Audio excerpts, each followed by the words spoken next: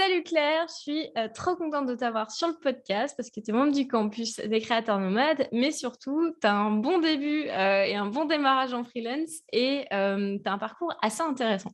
Alors, est-ce que tu pourrais te présenter en quelques mots aux personnes qui sont en train de t'écouter en ce moment pour leur dire un petit peu d'où tu viens, ton parcours et puis ce que tu fais maintenant? Oui, bonjour Cam. Déjà, merci de m'avoir invitée sur le podcast, je suis hyper contente.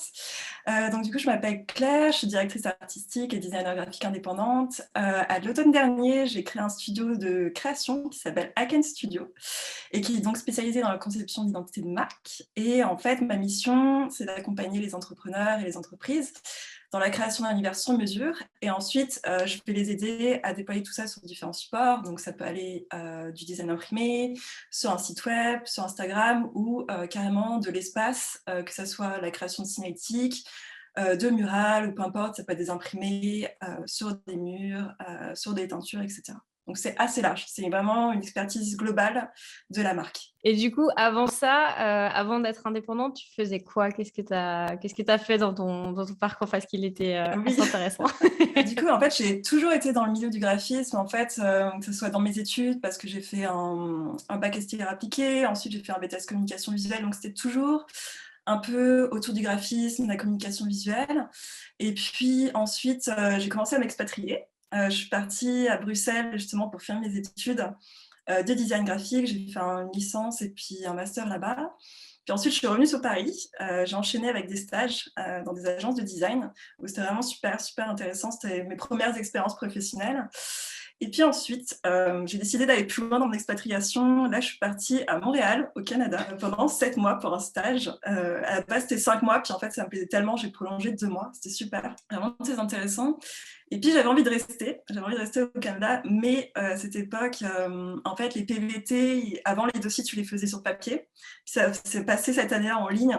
Et du coup, les visas n'étaient pas encore sortis quand mon stage se finissait.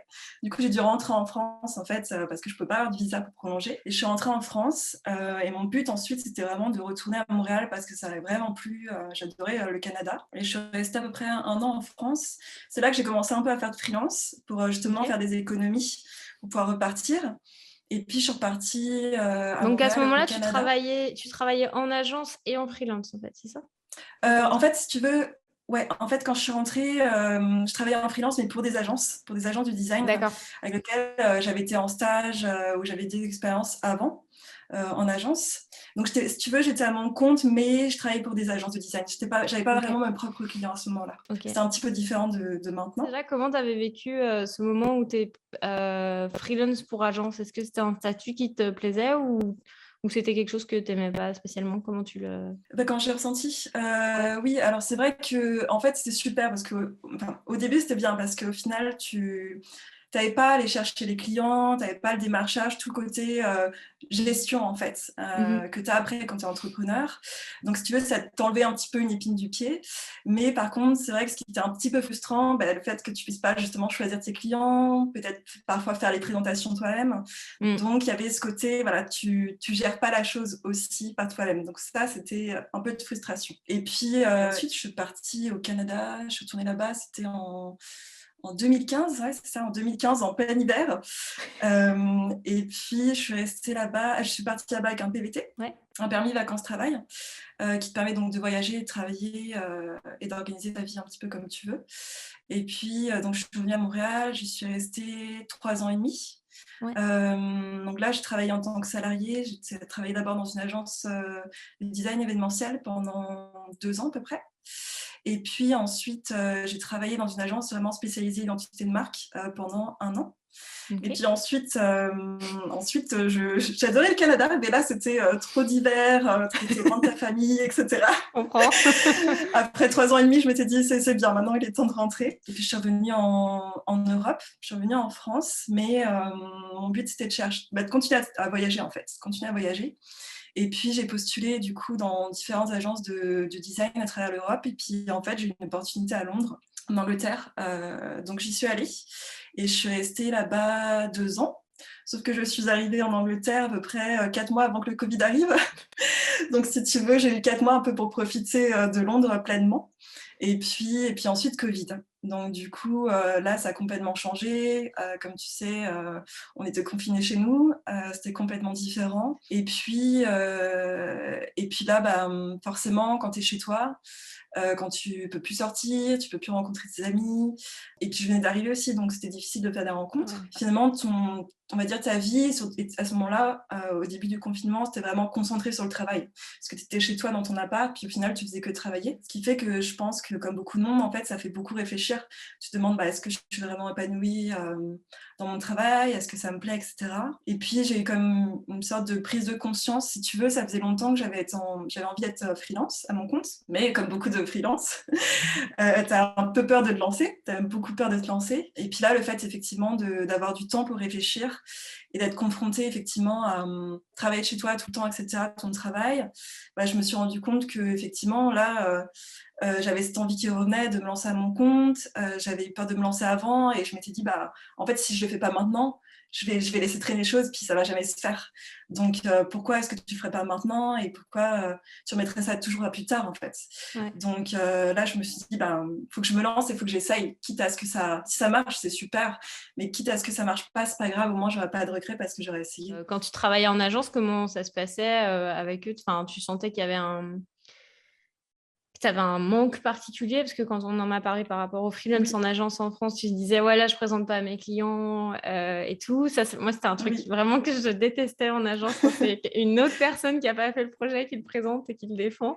Et Oui. en plus, quand tu n'as pas le contact avec le client et donc plein de choses, là, c'était pas une agence de marketing, enfin une agence de com, c'était vraiment un autre pôle assez spécialisé. Ce que tu fais, tu peux le préciser Oui, oui, oui, oui, du coup, c'est vrai que j'ai travaillé, en fait, si tu veux, j'ai toujours été dans le design graphique, mais toutes les expériences professionnelles que j'ai eues, à chaque fois, c'était dans des agences qui étaient très spécifiques. Donc, quand j'étais à Montréal, c'était en agence événementielle.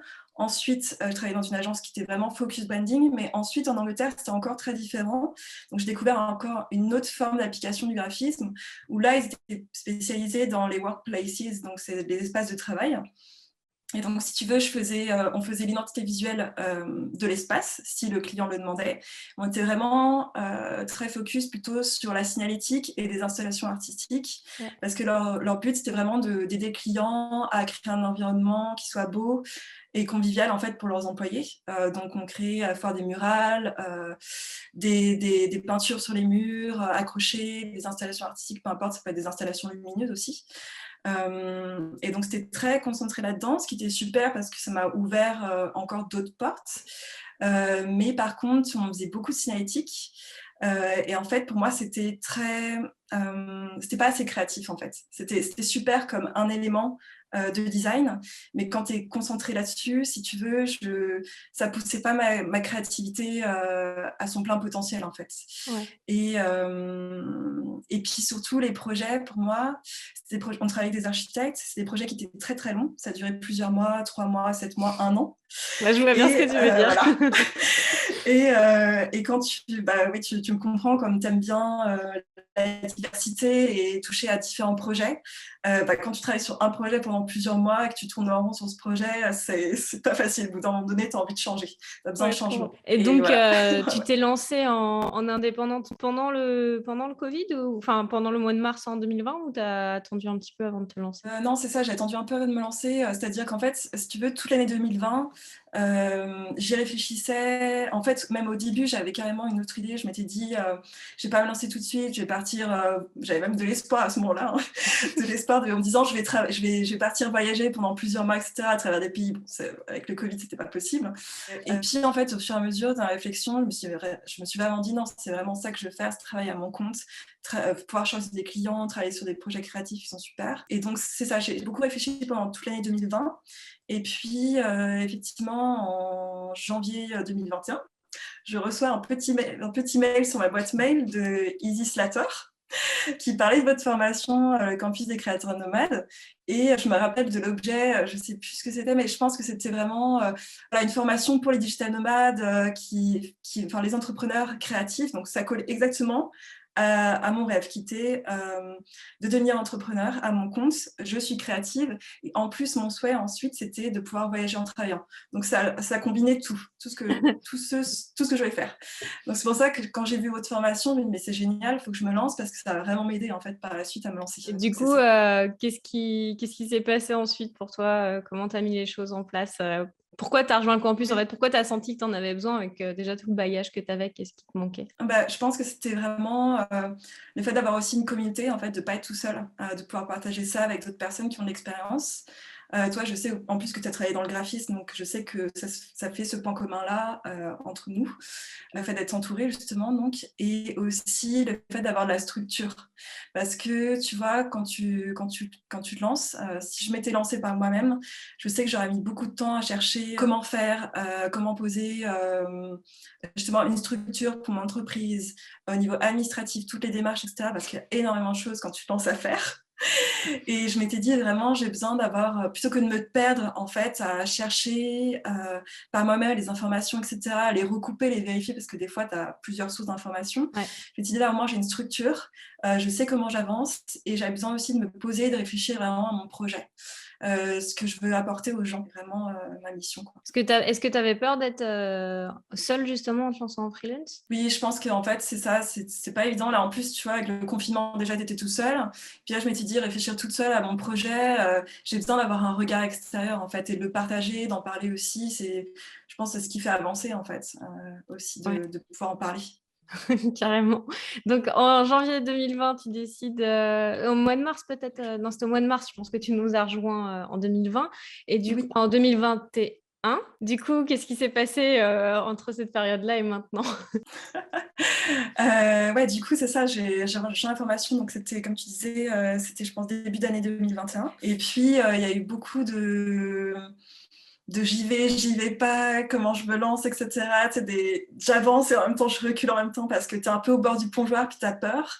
Et puis en fait, c'est ça, l'été, j'ai vraiment l'impulsion, un déclic où je me dis ok, c'est bon, j'y vais maintenant. Et du coup, l'été, j'ai annoncé à mon agence en fait que je démissionnais, que j'aurais parlé de mon projet, etc. Donc en fait, ils étaient très contents pour moi parce que ça se passait très très bien avec eux, j'avais une belle relation. Et puis, donc, je suis revenue en France à la fin de l'été. Je me suis inscrite en tant que micro-entrepreneur. Et puis, c'est passé beaucoup de choses à la fin d'année. Je suis partie dans un co-living avec le Hub Nomade pendant 2 semaines au Portugal. C'était super. Où il y avait Isis, d'ailleurs. C'était assez drôle. Donc, partager l'information sur votre campus. Ouais. Et donc là, c'était super. C'était super, justement, de se retrouver avec d'autres entrepreneurs, de pouvoir partager, aussi parler de ton projet. Et puis aussi de se poser, justement, de parler des problématiques que tu as quand tu le lances, etc. Eux peuvent te donner aussi leur expérience, ce par quoi ils sont passés, ils peuvent t'aider. Donc ça, c'était super justement d'échanger avec des gens qui ont ce parcours-là avant. Et puis ensuite, j'ai enchaîné, je suis partie au Portugal dans un autre co-living à Lagos. Je suis restée là-bas 1 mois et demi, je crois. Donc 2 mois en tout au Portugal. Pareil, avec 2 entrepreneurs là, qui venaient d'un peu partout en Europe. Super, c'était vraiment très chouette. Et puis, j'ai trouvé mes premiers clients, du coup, dans ce co-living. Donc, c'était vraiment super. Ouais. Du coup, qu'est-ce que tu fais maintenant comme projet pour tes clients? Tu fais de l'identité? C'est quoi le type de client? Est-ce que tu as un peu orienté ton entreprise? Tu as une ligne directrice? Oui, alors en fait, donc je suis plutôt spécialisée dans les entrepreneurs et les entreprises qui sont avancées dans leur business. Donc, c'est plutôt des entrepreneurs qui se sont lancés il y a un peu plus d'1 an, en fait, qui ont peut-être en fait construit leur identité visuelle à la base par eux-mêmes, peut-être sur Canva même, et qui maintenant sont plutôt prêts à investir en fait dans une identité visuelle. Et donc, je suis vraiment spécialisée là-dedans, identité visuelle. Et puis ensuite, je les aide à déployer vraiment tout ça sur d'autres supports et à avoir une vision globale en fait de leur univers et voilà, comment le déployer. Justement, tu Et as dit un truc puis, intéressant oui. parce que je me souviens que quand on a fait un feu de camp live ensemble, et justement, tu as dit un petit truc d'aller vers des entrepreneurs qui sont déjà avancés. Et c'était un sujet où justement, je pense que tu avais déjà fait une proposition d'offre de service et puis ça s'était pas passé. Puis on s'était dit, attends, je pense qu'en fait, Claire, t'es pas... t'oses pas aller peut-être sur des plus gros ou des C'est personnes qui sont ça. plus avancées. Oui. Parce que justement, Oui. c'est un truc qu'on a tendance à faire quand on se lance, de ne pas oser aller vers des personnes qui sont plus avancées. Et c'est un bon moyen, en fait, de ne pas justement avoir des refus de contrat, de savoir exactement qui est capable finalement Oui. de te suivre dans cette aventure. Et comment tu as réussi à les convaincre finalement, c'est quoi, ces clients? Qu'est-ce que tu penses qui a fait qu'ils ont accepté de travailler avec toi? Oui, bah, en fait, je pense que ça s'est joué beaucoup, en tout cas les premiers clients que j'ai. Ça demandait un petit peu de temps, un peu de patience, c'est-à-dire en tout cas le temps de te présenter, le temps qu'ils comprennent un petit peu c'est quoi ta vision, comment tu travailles, et cetera. Et je pense que c'est vraiment le côté, humain en fait, parce que j'essaie d'avoir une approche qui est bienveillante en fait dans mon travail. Surtout Mmh. d'écouter la personne, de comprendre vraiment, ses besoins et je pense que c'est ça qui a fait que, ils ont eu envie de travailler avec moi. Et surtout aussi, je pense que là, comme c'était des entrepreneurs qui étaient déjà avancés, dans leur business. Ils avaient envie de qualité aussi dans leur identité, de ne pas avoir quelque chose de bancal. Ils avaient aussi, donc déjà, avant de me contacter, en tout cas, ils avaient déjà cherché par eux-mêmes, mais effectivement, ils allaient plutôt vers des graphistes qui étaient peut-être moins expérimentés. Et ils se sont dit que justement, ils n'avaient pas envie d'avoir quelque chose de brouillon. Je pense que c'est ça aussi, en fait, qui a pesé un petit peu dans la balance, c'est l'expérience en fait que j'ai et la qualité que je peux apporter dans mon travail en fait. Trop bien. Et du coup, Ouais. qu'est-ce que tu penses que, le campus a pu t'apporter, dans tout ce parcours? Du soutien parce que je me rappelle que justement les moments où je doutais, et puis c'est vrai comme tu disais tout à l'heure, quand au début je me rappelle, je voulais travailler pour tout le monde, puis je m'étais dit je vais travailler justement avec des personnes qui viennent juste de se lancer, des petits entrepreneurs, etc. Puis tu me disais non, non, non, avec ton expérience, tu devrais plutôt justement t'adresser à des gens qui sont avancés dans leur business, etc. Puis justement, je pense que ça m'a vraiment poussé à voir les choses d'une autre manière. Et vraiment, ouais, c'est ça, du soutien dans le moment qui était un petit peu plus compliqué, où je doutais, et parce qu'il y a beaucoup de remises en question aussi quand tu penses, Mmh. énormément.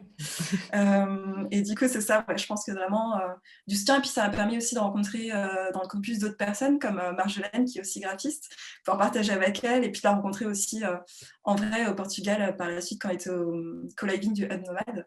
Donc Ouais, c'est trop cool. Est-ce qu'il y a quelque chose que tu aurais pas accompli si tu avais pas rejoint le campus? ouais, je pense que je me serais lancée, mais ça aurait mis plus de temps. Ça a mis plus de temps et puis, beaucoup de doutes, en fait. Là, je pense que vraiment c'est enfin, en tout cas, moi, ça m'a aidée. C'est vraiment un accélérateur, je trouve, parce que c'est vraiment structuré et moi, je pense que j'en avais besoin. Même si je suis quelqu'un qui est plutôt, voilà, persévérant, qui est pas je peux partir aussi un peu dans tous les sens, même si je suis structurée. Et si tu veux, quand tu es vraiment tu as tellement de choses à faire au début, je pense que vraiment, là, tous les modules que vous proposez, ça permet vraiment d'avoir une approche qui vraiment, c'est ça, structurée, quoi, et claire aussi, vraiment solide, quoi. On peut avancer de manière plus sereine que si on l'avait fait tout seul, en fait. Et c'est quoi les 3 points que tu as retenus justement de ton expérience de freelance et que tu dirais à quelqu'un, qui se lance? Les Oui. 3 trucs que tu faisais pas avant et que là tu as mis en place? Oui, alors, du coup, essayer de vraiment prendre du temps pour faire les choses. Parce qu'au début, quand on se lance, on a beaucoup de choses à faire. On se met une to-do list énorme et en fait, on a envie de tout faire en même temps parce qu'on a envie que, voilà, de déjà travailler sur les projets et cetera, d'avoir des clients et que ça marche tout de suite. Mais en fait, on se met beaucoup de pression. Donc je dirais vraiment de prendre du temps, pour faire les choses, que les choses vont se mettre en place au fur et à mesure.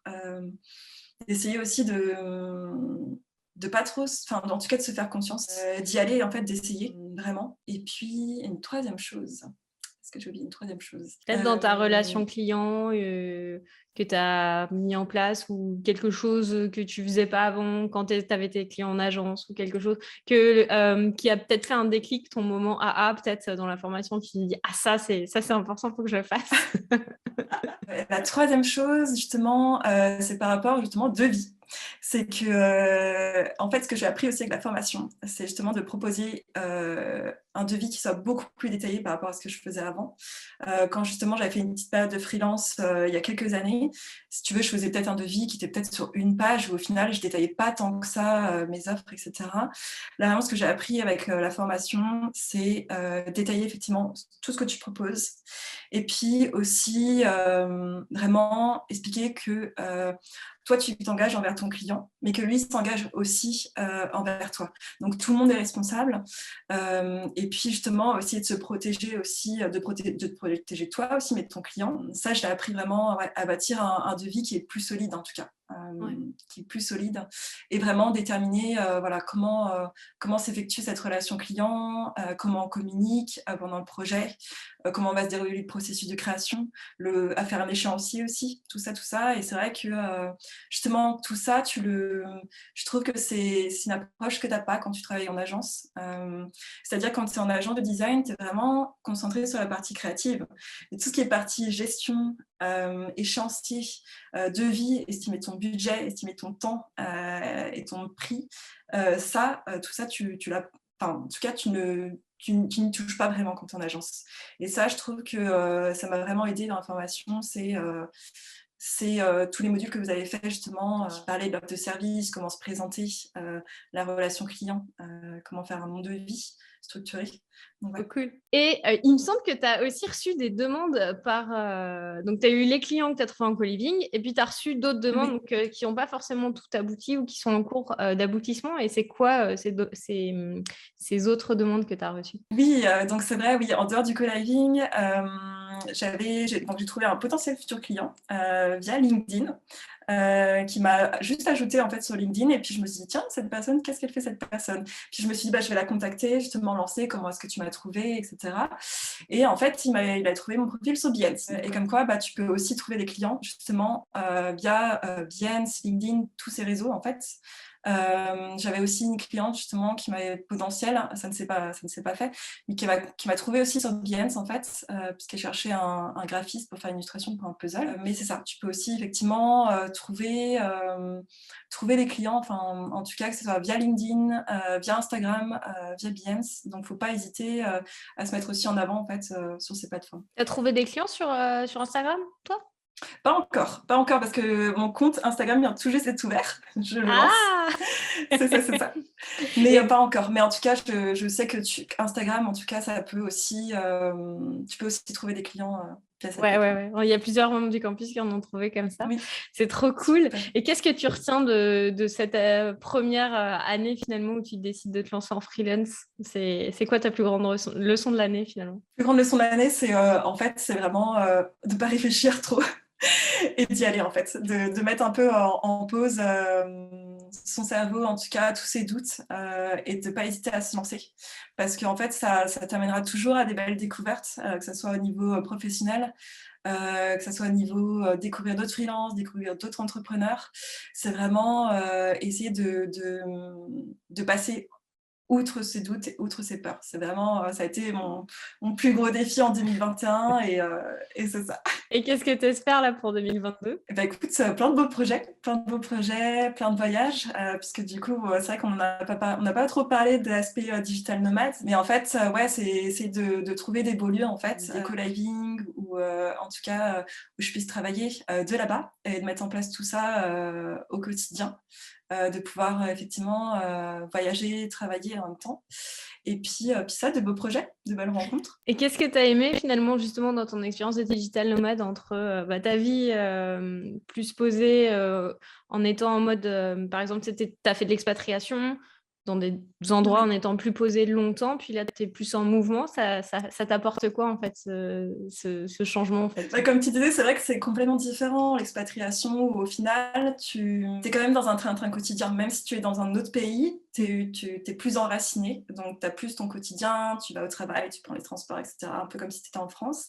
Alors là, digital nomade, tu es toujours en mouvement et je dirais que en fait, j'ai jamais rencontré autant de personnes finalement depuis que je suis digital nomade et ça te permet aussi de rencontrer justement des personnes qui sont comme toi, qui sont entrepreneurs, qui ont leurs clients, qui sont passés par la même expérience, donc c'est vraiment hyper enrichissant en fait.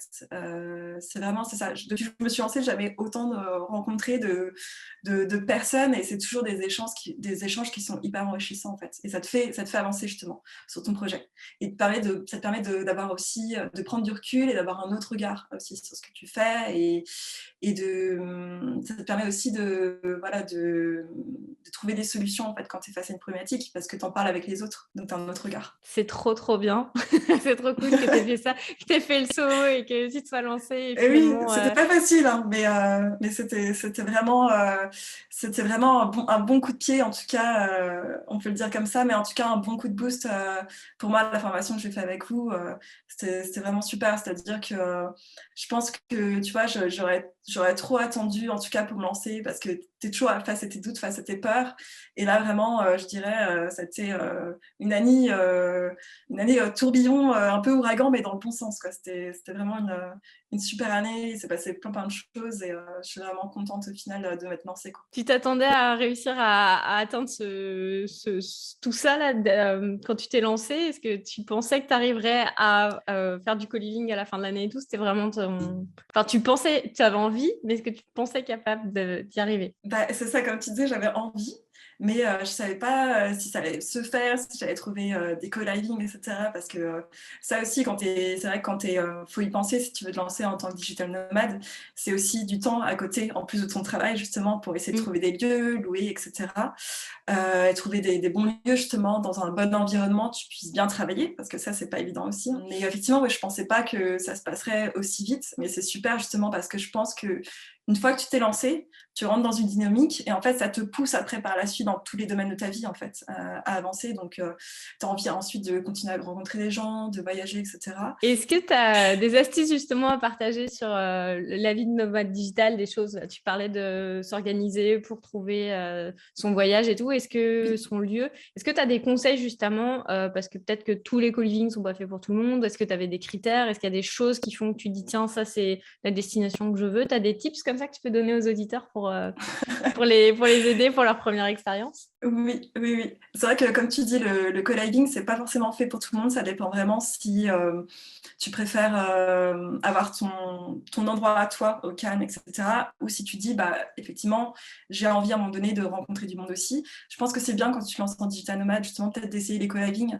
Si tu as peur de te retrouver tout seul aussi, et surtout quand tu arrives dans un lieu, un pays, une ville où tu connais personne. Ça peut être un bon point d'entrée. Et puis, bah, comme ça s'est passé pour moi, ça peut même t'amener en fait, à trouver des clients. Et ça, je ne l'imaginais pas du tout, en fait. Donc, c'est super.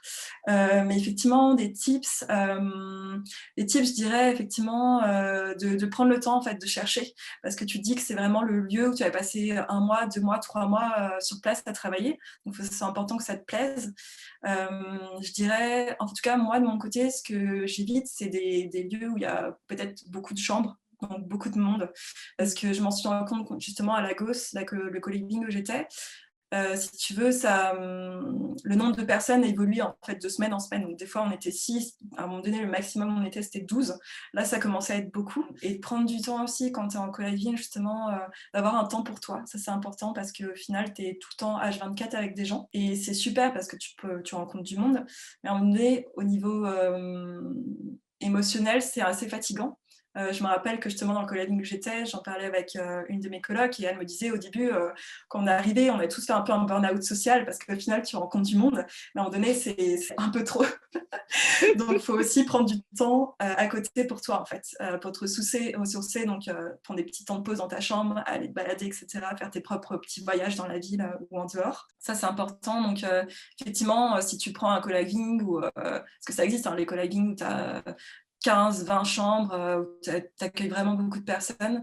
Ça dépend de toi, mais je dirais peut-être maximum 10 personnes dans un co-living parce qu'après, ça commence à faire beaucoup, beaucoup de monde. Tu m'étonnes, c'est l'auberge espagnole. Exactement. Exactement. Parce que c'est effectivement important d'avoir ce temps pour toi, pour te ressourcer. Tu Travailler arrivais après pour que tu sois dans à un te bon mood. concentrer avec autant de monde aussi pour bosser Est-ce que c'était quelque chose qui était facile de travailler en co-living? Parce que nous, on a fait des co-living, mais jamais en mode coloc, c'est-à-dire qu'on avait nos appartements, mais il y avait des espaces où on se regroupait et tout. Mais moi, je me connais, je suis pas trop capable de justement gérer le fait d'avoir tout le monde autour de moi qui papillonne. Je suis trop introvertie, j'ai besoin vraiment de calme. Oui. Mais ouais, du coup... Un point important, justement, comme tu dis, ça me fait penser à aussi un autre conseil, c'est si tu veux aller dans un co-living, c'est de regarder si tu as un bureau dans ta chambre. Parce que justement, les moments où tu n'as pas envie d'être dans l'espace de coworking avec les autres, où tu as besoin de te ressourcer, si tu as besoin d'avoir un appel le client ou quoi, ou juste avoir du temps pour toi, je te conseille effectivement de regarder et d'avoir un bureau dans ta chambre pour t'isoler et de pouvoir travailler de ta chambre si tu en as envie. Et puis sinon, effectivement, de regarder, ça dépend comment si c'est plutôt, voilà, si c'est un co-living dans un appart ou dans des maisons, ça dépend comment sont conçus les co-living.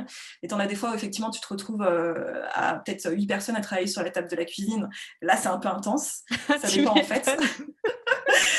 En fait, ça dépend vraiment, ça dépend, je pense, des personnes qui sont avec toi, mais c'est pour ça que c'est important de regarder les co-living, dans les co-living, si c'est pour les entrepreneurs ou si c'est un peu ouvert à tout le monde. C'est ouvert pour les voyageurs, aussi les étudiants, parce que ça arrive. Ça, je dirais non. Essaie de te retrouver dans des co-living où justement c'est d'autres freelances, où tu sais que les gens sont venus aussi là pour travailler, donc ils seront concentrés sur leurs tâches. Mais sinon, peut-être effectivement de trouver des co-living où tu as un espace de coworking prévu en dehors de la table de la cuisine. Donc d'avoir vraiment ça séparé de la cuisine, c'est ce que j'ai trouvé à Lagos justement. J'imagine qu'à Lagos, ça doit être compliqué. En cuisine, ça doit être compliqué parce qu'il y a celui qui va se faire son petit repas, il y a ceux qui commencent à chiller sur le côté en ouvrant une bière et toi au milieu en mode Exactement. Quand je bossais pendant le tour du monde, on était en agence en auberge de jeunesse. Souvent, et du coup les gens sont là en auberge pour faire la fête aussi, et moi j'étais avec mon petit ordinateur sur la table à côté du bureau, à côté de la piscine comme ça, puis les autres étaient en mode mais pourquoi tu fais pas la fête, pourquoi tu bois pas? Là je suis en train de faire le design d'un site web et je suis en train de faire le plot du truc, je peux pas vous parler là. Mais on se retrouve plus tard si vous voulez. Et quand tu es dans un espèce de contexte comme ça, pour réussir à garder le focus, oui, c'est difficile. Puis à l'époque, je pense que c'était les tout débuts des co-living avec WeWork, je pense qu'ils commençaient à faire des co-living, mais même à ça, je suis même pas sûre qu'il y en avait encore. Sinon, je pense qu'on aurait regardé plus pour aller par là parce que c'était un peu compliqué. On louait, nous, c'était plus la technique, on loue des Airbnb indépendants pour avoir la tranquillité, le bon Wi-Fi, ça roule. Tu fais ça, donc je trouve ça intéressant de voir un petit peu les deux pour les personnes qui nous écoutent. Tu peux avoir le côté co-living, tu as le côté Airbnb. Est-ce qu'il y a une expérience que tu as envie de tenter différente en digital nomade? Tu vas tout faire en co-living ou tu vas peut-être essayer d'autres choses? Je pense que je vais essayer de mixer un peu les deux parce que je vais voir comment ça se passe. Là, c'était vraiment ma première expérience en tant que digital nomade quand je suis partie au Portugal. Mais je vais voir, mais je pense qu'effectivement, peut-être, c'est bien aussi d'alterner, je pense qu'à un moment donné, peut-être, ça dépend de ton état d'esprit, mais ça peut être assez fatigant justement d'être tout le temps avec du monde, même si c'est des opportunités de rencontre, mais je pense que je vais essayer d'alterner. Parfois des moments en co-living et puis des fois des moments où j'ai mon propre appart en Airbnb. Mais peut-être effectivement me créer des espaces un peu d'aération entre les co-living. Et d'un point de vue personnalité, tu te définis plus comme une extravertie ou comme une introvertie? Pour que les personnes puissent savoir comment se positionner en fonction de leur personnalité aussi. Je pense que je suis un peu des deux. Je pense que je suis un peu des deux parce que j'ai besoin de... Je peux pas être un ermite, en fait, à travailler uniquement dans mon appart tout le temps. C'est pour ça que si je fais des Airbnb, je pense que j'irai de temps en temps en espace de coworking pour rencontrer du monde. Mais j'ai besoin d'avoir des moments de solitude, en fait, parce que pour moi, c'est à un moment donné, je deviens fatiguée aussi d'être tout le temps avec du monde. Donc, j'ai besoin d'avoir des espaces où je puisse me poser et me recentrer sur moi. Sinon, c'est trop fatigant. Donc, je pense que je suis un peu des deux. Il y a des échelles, mais c'est vrai que quand on est introverti, on a besoin justement de ce calme et de cette solitude aussi. Mais par exemple, souvent les personnes pensent que je suis extravertie avec YouTube et tout, on est comme ça. Mais comme j'expliquais, je suis une vraie introvertie à la base où je parlais à personne. Moi, il me faut un gros temps d'adaptation, genre il me faut 6 mois. J'ai refusé de manger des sushis au premier jour en agence parce qu'il y avait trop de monde. On m'a dit viens manger, il y avait 16 personnes. Je me suis dit non, j'aime pas les sushis, alors j'adore ça. Et pendant un mois, j'ai mangé toute seule parce que je n'osais pas aller voir les gens. Mais ça n'empêche que j'adore aussi être au contact des gens, mais il faut que ce soit pas trop gros, tu vois. Oui. Pour avoir le côté où tu as le temps de respirer, puis tu es en one-to-one ou petit groupe et ça passe. Mais c'était juste pour que une personne introvertie, est-ce qu'elle se sentirait à l'aise dans un co-living Après, moi, je pense que c'est une expérience à tenter. Je pense que c'est une expérience à tenter, comme tu dis, parce que ça te permet quand même de faire des belles rencontres. Je pense que même pour une personne introvertie, pourquoi pas l'essayer pendant un mois et voir comment ça se passe. Mais effectivement, je pense de faire attention à ce que tu es... Ah, un autre conseil, je viens d'y penser, c'est effectivement de voir si tu peux aussi avoir ta propre salle de bain en fait dans ta chambre. Parce que effectivement, quand tu es dans un co-living avec plusieurs personnes, enfin voire 10 personnes, où tu as peut-être 2 salles de bain ou une salle de bain, c'est un peu compliqué. Donc effectivement, petit conseil, voilà, effectivement, essaie de voir si tu peux avoir ta propre salle de bain, un bureau dans ta chambre, justement pour avoir ces espaces, un espace où tu peux te ressourcer. Mais effectivement, je pense que ça peut être une belle idée de tester pour un mois et puis voir si ça plaît en fait à la personne. Trop Ouais. bien. Trop bien. Et qu'est-ce que tu dirais à quelqu'un qui hésiterait à rejoindre le campus, qui se demanderait si c'est pour lui, s'il devrait se lancer ou pas? Qu'est-ce que tu lui dirais aujourd'hui? Mais de pas hésiter en fait, de pas hésiter parce que ça aide vraiment justement à se lancer. C'est du contenu qui est très informatif, donc on a toutes les informations d'un coup, pas besoin de chercher. Tous les exercices que vous proposez, c'est vraiment aussi un temps justement d'introspection qui nous aide à définir justement ce qu'on veut faire, le projet qu'on veut mettre en place, comment le mettre en place. Et puis la structure, ça j'en ai reparlé, mais j'ai déjà parlé, mais j'y reviens. C'était la structure. Ouais, j'avais besoin de structure. J'avais besoin de structure, c'est ça.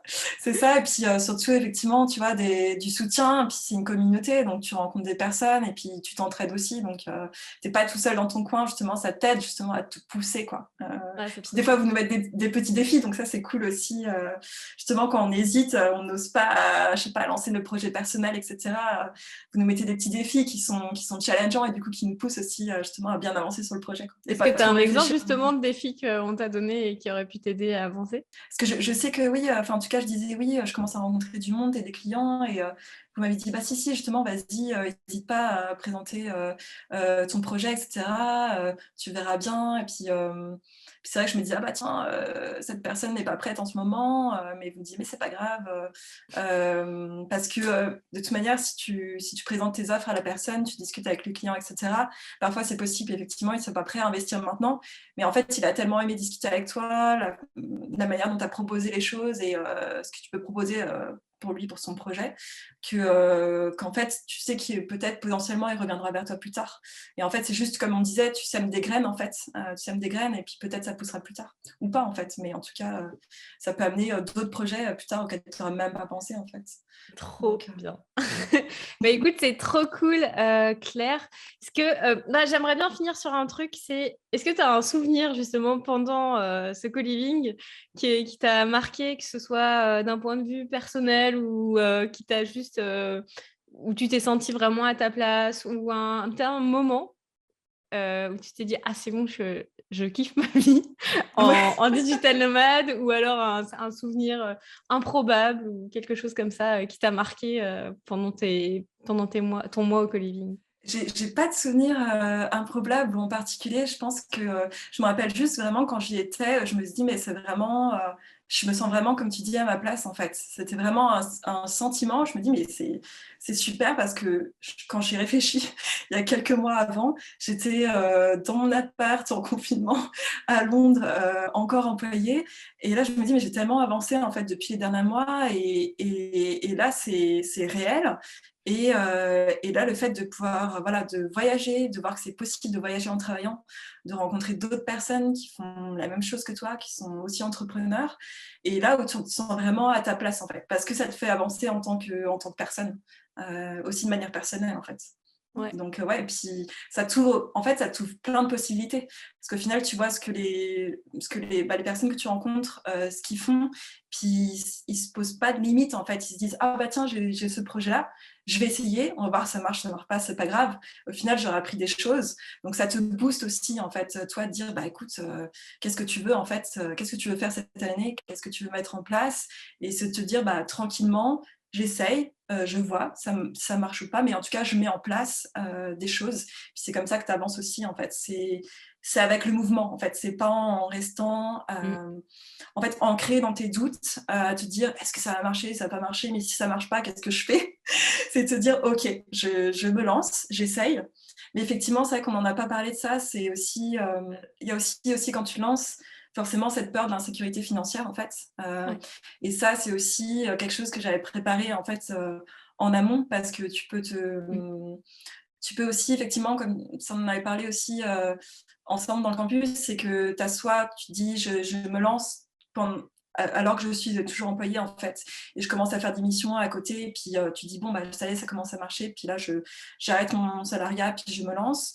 Ou tu dis, bah, moi, c'est ce que j'ai fait un peu en mode kamikaze, mais avec un parachute de sécurité, c'est-à-dire que je me suis dit, ok, je démissionne, mais je me lance pas non plus au hasard, c'est-à-dire que j'ai mis aussi de l'économie de côté pour Mmh. justement me dire, bah voilà, pendant les 4-5 prochains mois, je suis assurée financièrement de me dire, bah, je peux vivre tranquillement sans clients. Et ça me laisse du temps aussi pour mettre en place les choses. Et puis, avec le campus aussi, voilà, j'ai préparé mon projet en amont avant de me lancer. Donc, si tu veux, c'était kamikaze, mais avec un petit parachute quand même. Ouais, c'était Donc, contrôlé quand c'est même. ça. Puis c'est C'est c'est pas contrôlé, mal, exactement. la formule que tu as prise est bien parce que, bah, c'est cool quand tu le fais en parallèle dans ton entreprise parce que tu pars, tu as déjà tes Oui, clients. Mais, quand tu as aussi tes 4-5 mois d'avance dans ton sac à dos, tu sais que tu as le temps, donc tu as le temps de dire oui, non à un client, c'est comme tu as pu ça. dire non à un client avec qui ça ne matchait pas. Et puis finalement, tu as quand même un petit peu, le booster, dans le dos qui dit: «Il faut quand même que Voilà, j'avance parce que c'est ça, sinon si j'avance pas, ça va pas marcher». Parce que des fois, exactement. on peut se retrouver dans une situation confortable, Oui, tu sais, comme une rupture conventionnelle ou quelque chose comme ça et on se laisse porter parce qu'on n'a pas le oui, booster et oui. du coup, la formule que tu as, elle t'a quand même bien poussé à avancer et à te bah, tu sais, cette idée que tu étais au bord du plongeoir à hésiter: je saute pas», puis tu t'es dit: «Bon, je saute, mais c'est pas grave, genre». C'est ça, tu as quand même un petit parachute. Comme tu disais, effectivement, c'est vrai que et ça, je l'ai vu aussi quand j'ai rencontré, d'autres entrepreneurs, c'est que tu peux aussi, effectivement, avoir fait une rupture conventionnelle ou ce genre de choses, avoir une situation confortable, mais finalement, tu dis: «OK, c'est bon, j'ai eu le temps de construire mon projet». Sauf qu'au final, tu prends trop de temps, tu t'installes dans le confortable et finalement, tu te lances jamais vraiment, en fait. Mmh. Parce que tu dis: «J'ai le temps de réfléchir», mais finalement, des mois se passent, 1 an, et cetera. Et puis, au final, là, le fait de te lancer en fait, même si tu as préparé une petite sécurité financière, tu te dis bon, ok, j'ai 4-5 mois, mais dans 5 mois, j'ai plus rien, donc il faut que je trouve aussi mes clients. Donc ça te met effectivement un coup de boost pour vraiment te bouger, mettre en place des choses assez rapidement en fait. Ouais, Donc oui, c'est vraiment je pense que c'est un équilibre à trouver entre c'est faut pas ça. avoir peur, mais il faut quand même se donner les moyens d'avancer et justement de se mettre son petit coup de boost, sa petite pression sociale ou Oui, cette pression perso pour c'est se ça. dire: «OK, j'y vais». Oui, même si au final, c'est pas toujours facile parce que c'est un peu toi contre ton mental qui tourne un petit peu en boucle, des fois sur des Mmh. choses irrationnelles. Parce que je me rappelle que, tu vois, même si j'avais mis ces économies de côté, le moment où où je devais partir au Portugal, où je m'étais dit: «OK, j'y vais, puis on verra, mais j'ai pas de clients», je m'étais dit: «Mmh» et là, t'as le mental qui prend le dessus et qui te dit: Mmh. «Oui, mais en fait, tu vas partir, tu vas commencer à vivre, à payer ton loyer, et cetera, mais tu as pas encore de clients». Et là, tu commences à effectivement partir encore dans un schéma de peur. Et c'est vraiment essayer de se dire, bah, de lâcher prise. En fait, c'est vraiment ça qui m'a aidé. C'est qu'à un moment donné, je me dis, ok, arrête de réfléchir, lâche prise sur les choses et tu verras bien en fait ce qui va se passer. C'est vraiment essayer d'être ouverte aux choses et de se laisser un peu surprendre par la vie, parce que au final, quand tu commences à te mettre un peu dans une dynamique de mouvement, à rencontrer des gens, bah, les choses s'enclenchent un peu en fur et à mesure en fait. Exactement, on peut pas dire mieux que ça. C'est vrai, c'est tout à fait ça. Du coup, pour finir l'interview, est-ce que tu as une inspiration à partager avec les auditeurs, une recommandation qui pourrait les inspirer? Du coup, le livre que j'aurais proposé, on avait parlé dans le campus des créateurs nomades, qui est le livre d'Elisabeth Gilbert, qui s'appelle Comme par magie, où du coup elle parle en fait de la créativité au sens large. Elle parle de son point de vue à elle, puisqu'elle est écrivaine, mais voilà, elle en parle de manière assez décontractée, et voilà, elle parle de comment lui vient l'inspiration, son processus créatif, mais en fait, même si elle parle beaucoup d'écriture, en fait, tu peux le relier de manière assez large à la créativité. Et Ouais, tu c'est un changes très les bon mots, bouquin. écriture par, graphisme ou C'est ça, c'est ça, et donc en fait, Elisabeth Gilbert, c'est celle qui a écrit Mange, prie, aime, non, c'est ça? c'est ça, OK. exactement. Oui, OK, c'est ça. cool. Et où est-ce qu'on peut retrouver ton travail si quelqu'un a envie de te suivre, tu viens d'ouvrir un Instagram, etc. On va mettre tous C'est les ça. liens dans la description. Quel est le meilleur Oui. endroit pour te contacter si on a envie de travailler avec toi, si on a envie d'échanger avec toi? Oui, Dis-nous. alors directement sur le site web de mon studio en fait, donc c'est www.akenstudio.com ou sinon sur mon compte Instagram justement qui s'appelle aken.designstudio. Aken, ça Voilà, puis s'écrit alors A-K-E-N. oui, c'est Aken, c'est ça, Ok, Aken. cool. Ouais, je l'avais. Trop bien. Super. Bah, écoute, merci beaucoup, Claire. C'était trop cool. Si tu as un petit mot pour finir ou quelque chose que tu as envie de partager avec les auditeurs pour finir, c'est le moment. Sinon, on se retrouve sur le campus. Oui, bah écoutez, je dirais pour quelqu'un qui vraiment qui hésite encore, qui sait pas trop, mais vraiment d'oser se lancer en fait, de y aller de manière sereine en préparant bien son projet, mais d'oser se lancer en fait, parce que c'est que des belles choses en fait qui peuvent arriver par la suite et de mettre en pause un peu le mental quand c'est un peu trop pressant et puis d'oser tout simplement. Voilà. Super. Bah, merci beaucoup, Claire. C'était une belle conclusion. Donc, on se retrouve très bientôt sur le campus. Merci Clem.